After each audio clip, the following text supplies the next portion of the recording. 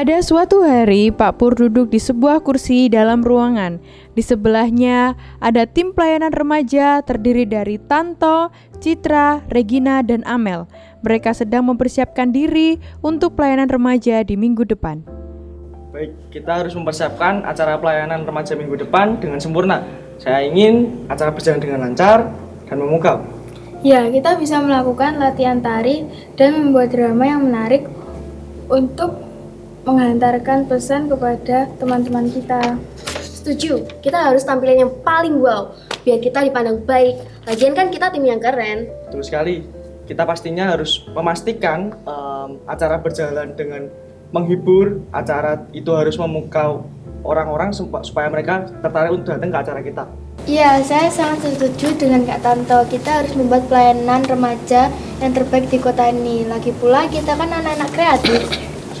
Pak Pur mulai mengamati percakapan mereka dan Pak Pur mengungkapkan perasaannya karena dirasa ada yang salah dari pembahasan mereka. Maafkan semua ya anak-anak ya, saya harus ikut campur di dalam pembicaraan masalah pelayanan kalian semua. Ada apa ya Pak Pur? Apakah ada yang salah dengan diskusi kami? Ya, kalau salah bukan, cuma kurang tepat. Ya, pada fokus pelayanan itu bukan pada kemegahan acaranya saja. Nanti kalau kita fokus pada kemegahan acaranya, kita akan lupa tujuan utama ya, untuk menceritakan firman ini kepada anak-anak muda. Jangan kita yang ditonjolkan dan akhirnya kesombongan kita dan keinginan kita untuk dipuji oleh manusia. Maaf Pak Pur, kami tidak bermaksud seperti itu. Tapi Pak Pur, kalau kita tidak membuat acara yang bagus dan sempurna, nanti kita akan dinilai jelek oleh orang-orang. Benar itu Pak Pur, kata Amel.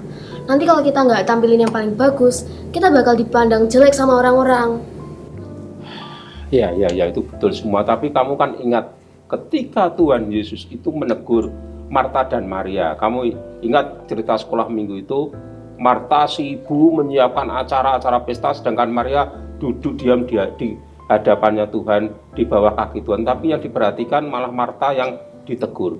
Jangan sampai kalian itu seperti Marta sibuk dengan acara-acara sampai akhirnya kalian lupa tujuan utama dari pelayanan kamu. Ya, tujuan pelayanan kamu kan untuk memuliakan Tuhan, untuk menyenangkan hati Tuhan, bukan untuk ujian dari manusia. Ada benar Pak Pur, kami harus mempersiapkan pelayanan dengan lebih baik lagi. Mereka semua mengangguk setuju dan suasana menjadi lebih serius.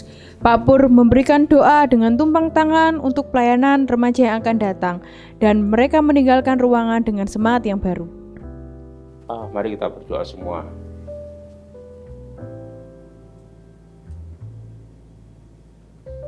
Amin.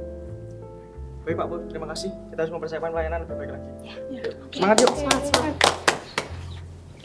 Drama ini menggambarkan bagaimana kesombongan dapat merusak pelayanan yang seharusnya bermaksud baik.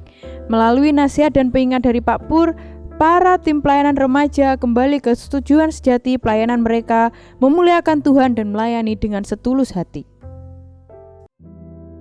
Salam semuanya, selamat malam semua.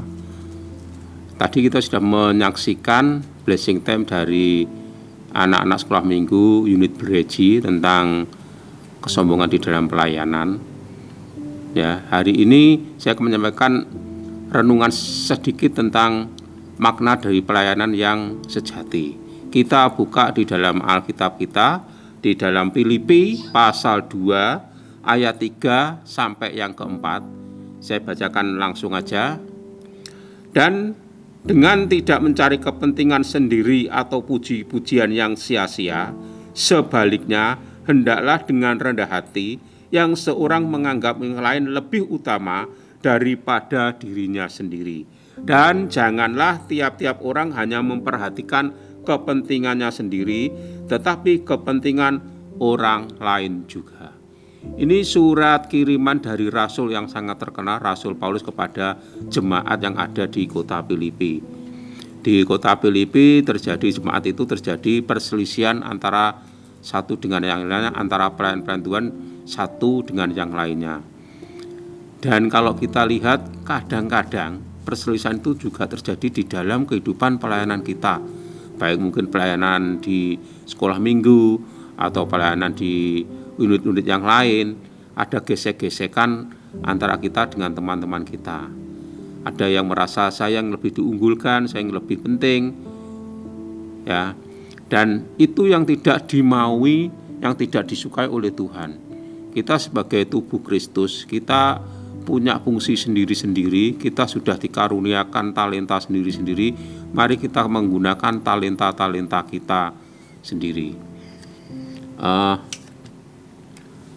Di dalam kehidupan pelayanan kita, rasa kesombongan kadang-kadang muncul di dalam kehidupan pelayanan kita. Kadang-kadang kita, kalau tidak ada saya, pelayanan ini pasti amburadul. Kok saya pelayanannya tidak terlihat di mimbar? Kok saya pelayanannya tidak terlihat oleh manusia? Jangan khawatir teman-teman, kalau pelayanan kita mungkin pelayanan tidak di mimbar. Tuhan menghargai semua. Yang penting jangan sampai kesombongan itu muncul di dalam setiap pelayanan kita. Tuhan menghargai setiap pelayanan kita. Ya, yang penting kita bisa merenungkan firman Tuhan, mengisi hati pikiran kita dengan firman Tuhan, dan juga terlebih melakukan firman Tuhan, menjadi pelaku-pelaku firman Tuhan. Dan dengan itu kita akan menjadi kuat. Mungkin dalam hati kita, saya di dalam unit ini tidak terlalu diperhitungkan, tetapi ketika kita memandang Tuhan, memandang Yesus sebagai Bapa kita akan kuat bahwa Tuhan tidak melihat penampakan kita, tetapi Tuhan melihat ketulusan hati kita. Biarlah jangan sampai kesombongan kita itu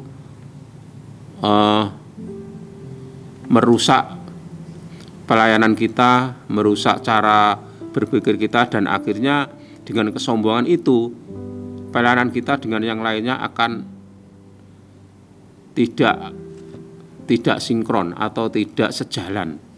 Ya, biarlah apa yang kita punya, talenta yang Tuhan anugerahkan kepada kita bisa pergunakan dengan sebaik-baiknya untuk memuliakan Tuhan, untuk memperbesar nama Tuhan, untuk memperbesar kerajaan surga di dunia, bukan untuk kesombongan kita. Biarlah dengan renungan singkat ini, biarlah kita bisa mengoreksi seberapa jauh kehidupan pelayanan kita kepada Tuhan. Mungkin hari-hari ini kita ada roh-roh kesombongan di dalam diri kita. Mulai sekarang mari kita kikis sedikit demi sedikit, sehingga kita belajar menjadi serupa dengan Kristus, dan pelayanan kita layak di hadapan Tuhan dan memuliakan nama Tuhan. Terima kasih. Tuhan Yesus memberkati. Kolose pasal 3 ayat 14. Dan di atas semuanya itu, kenakanlah kasih sebagai pengikat yang mempersatukan dan menyempurnakan.